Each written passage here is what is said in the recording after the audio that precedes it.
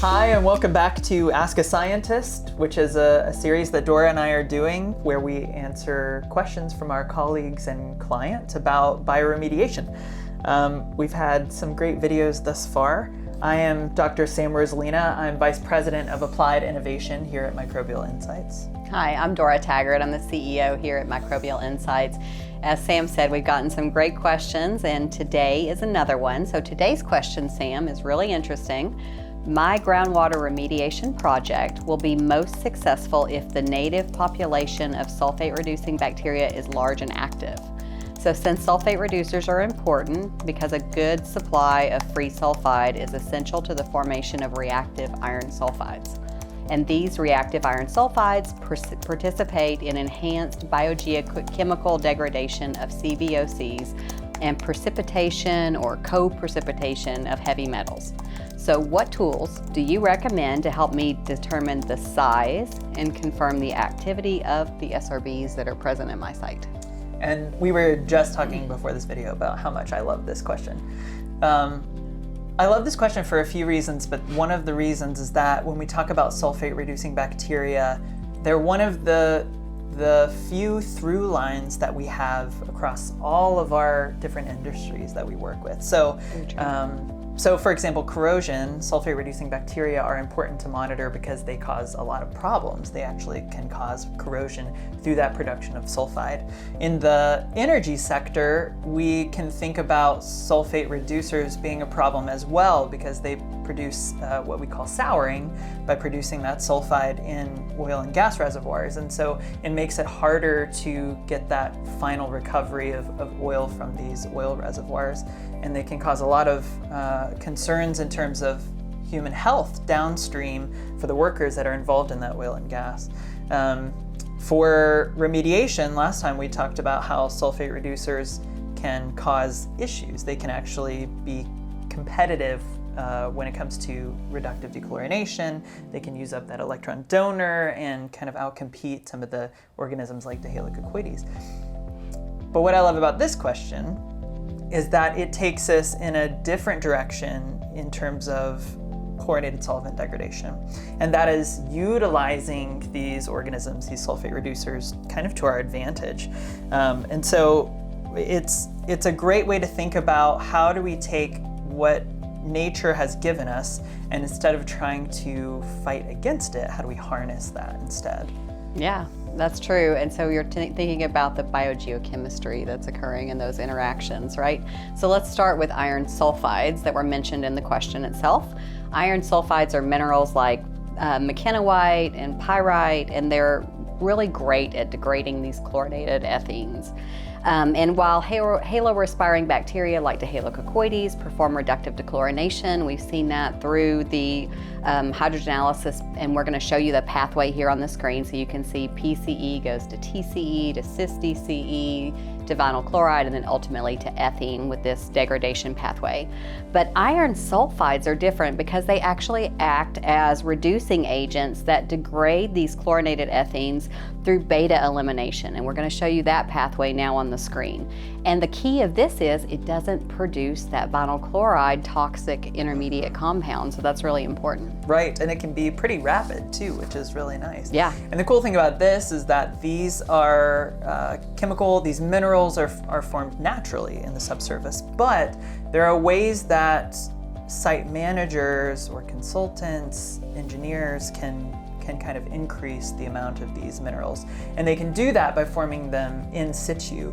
And if they can control that, then that means that they can increase the amount of these minerals, they can increase the rate of degradation and how quickly a site can close. And so one of the ways that they can do this is to rely on our, now in this case, friends, sulfate-reducing bacteria, which can take sulfate that might be present at the site, turn it into sulfide, and that sulfide binds really rapidly and in a very strong way with ferric and ferrous iron. And that can form these minerals in situ. And so in some ways you can use this just under natural sulfate conditions with lots of sulfate present. But if there's not enough iron at the site, you can also inject iron into different ways. There's lots of different ways that vendors provide iron that can be injectable in the subsurface that can then form these minerals in conjunction with sulfate-reducing bacteria. And so then the question is, where do molecular biological tools fit in? That's a great question, and one we love to talk about, right? So the first one we can start with right off the bat is in the question itself. How do we quantify sulfate reducers that are present at our site to see if we have sufficient numbers of them? So the first tool that comes to mind is quantitative PCR. We know this is the most accurate way to quantify and assess microbial populations, and it's no different for sulfate reducers, no matter which industry, as Sam said, that we're talking about, whether it's corrosion or souring, or here where they're our friend and we're using it for biogeochemical conversion processes. And so APS gives us a way to quantify our sulfate reducers. If they're low, we know we might need to add an electron donor. So how do we test that? We have a great tool that I would encourage you to look on our website and check out called an in situ microcosm. These are actually in situ devices that we can put in and we can add an electron donor. How much did you stimulate those sulfate reducers? Or we can add an electron donor plus an iron supplied. So a vendor sends us the electron donor and another vendor sends us, an iron supply that they might use, or maybe somebody has a combination product. Right. We can put those in the in situ microcosm and you can say, does the microbial population and the change in the chemistry happen better with just the biology or with the biogeochemistry? So like Sam was saying, it's a great way that we can see all these interactions happening in the subsurface. And one of the favorite sayings that I have for an in situ microcosm is one that one of our good friends, who's also a client, says. He uses these to fail on a small scale. Okay. So you can test different ways in a very cost-effective manner to see before you move to a pilot scale or a full-scale implementation, which one is going to be best for you. Yeah, and we've seen this used in lots of different situations. And one situation that I love, and we kind of mentioned this in the last video, is that Dean apple, these chlorinated solvents that are dense, they can kind of get into these fractured bedrock. And so we've seen some great case studies using in situ microcosms to help understand ways to kind of combat Dean apple that has settled into these bedrocks, and it was extremely effective, which I love. There are several case studies, but I'm thinking of one in particular. And so I think another good tool that we can use to check whether the formation of these iron sulfides is happening in situ is a different passive sampling device, and that is our min trap sampler, or a mineral trap sampler. And these are filled with, they look a lot like the in situ microcosms, but they're filled with these mesh bags that contain either sand or site soil or some kind of aquifer material.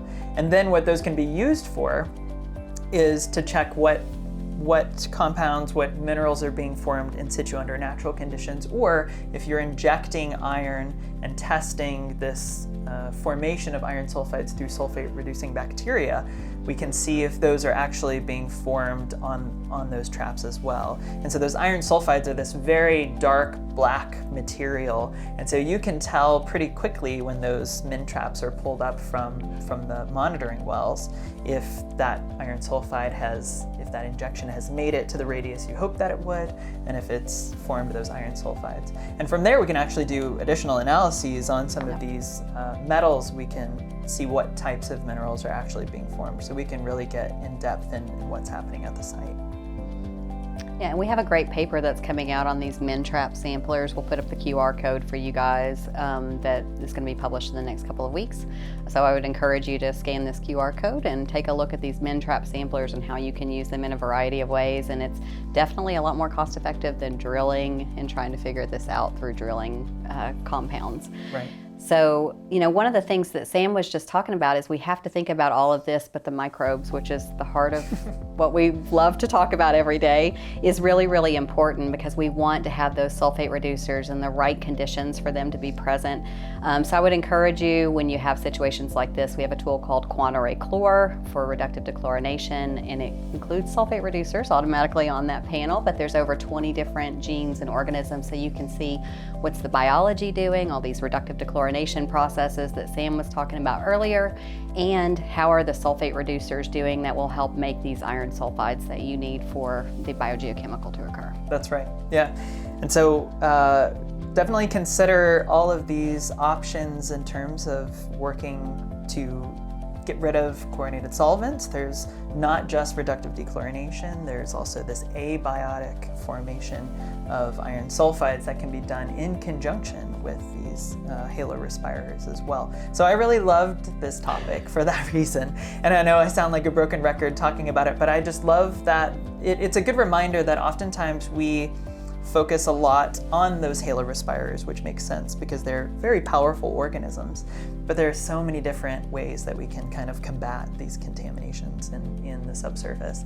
And this is one that I really loved. It goes beyond just haloceucoides and biodegradation on its own. So this is definitely a topic that Sam is perfect to help you with. He's got, his PhD in chemistry, and then he knows all about microbes. So if you have questions on sites, I would really encourage you to reach out to Sam about this topic in particular. He's definitely an expert in the area and can give you some really valuable information. But again, as we wrap up this video today, I just want to thank you for participating, submitting these questions to us. We enjoy putting these videos together, and we hope to be able to continue to do this series for you guys as long as we have good questions to answer. So submit your question to info@microbe.com, and let's see what the answer is for you guys. Hope to see you soon. Thanks for joining. Thanks.